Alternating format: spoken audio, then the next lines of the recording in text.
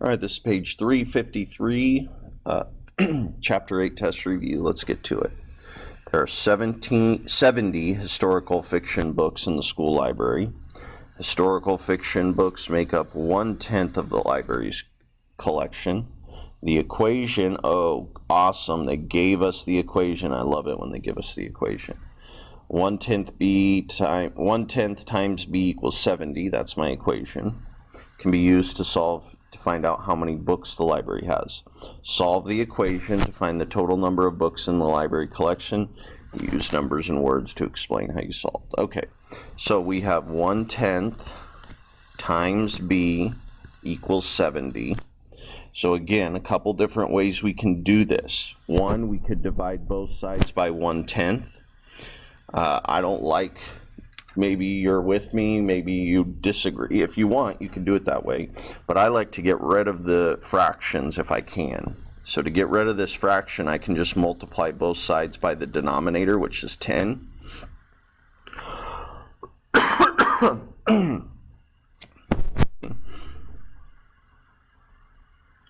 So that leaves us with just 1b on this side. And then I multiply the other side by 10. And I get 7 times 1 is 7. Add my 2 zeros. B is 700. Now, whoa, that seems like a really big number. Did I make a mistake? Well, let me double check. So I'm going to rewrite the equation. But instead of b, I'm going to plug in 700. And remember, the b is right next to the 1/10. So I can write, that means multiply. And I can write 700 as 700 over 1. And that should give me 70. If it doesn't, that means I made a mistake. If it does, I'm okay. All right, so let's take a look here.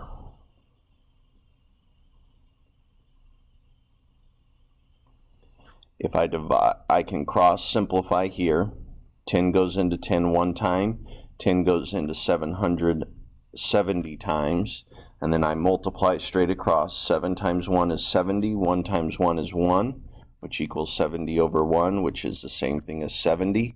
So yes, it checks out. So there are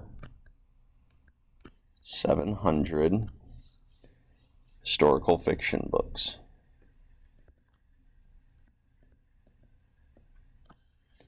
Okay.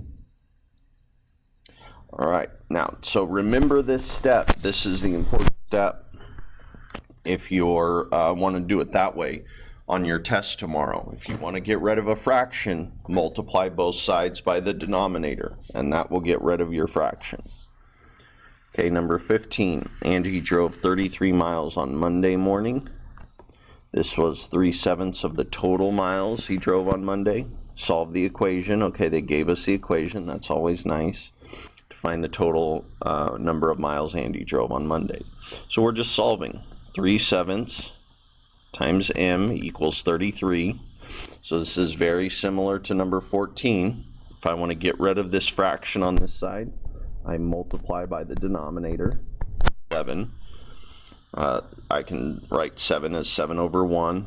That leaves me with just 3, because this cancels out. 1, 1. 1 times 3 is 3. 1 times 1 is 1. 3 over 1 is just 3.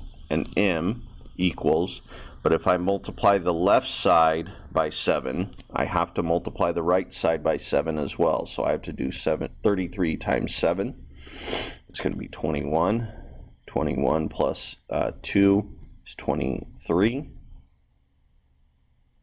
that right? 21, yes. Okay. So I get 231. And then I do the inverse operation, divide both sides by 3. The reason I was kind of questioning myself there is because I know 3 won't go into 231 evenly, but that's okay. We can leave it as a fraction. So in opposite of multiplication is division. So to get rid of that 3, I divide by 3. What I do to one side, I have to do to the other. So 3 goes into 231. Let's see how many times. And then I'm going to write any remainder as a fraction with my denominator staying the same was 3. It's going to stay 3. So 3 goes into 2. How many times?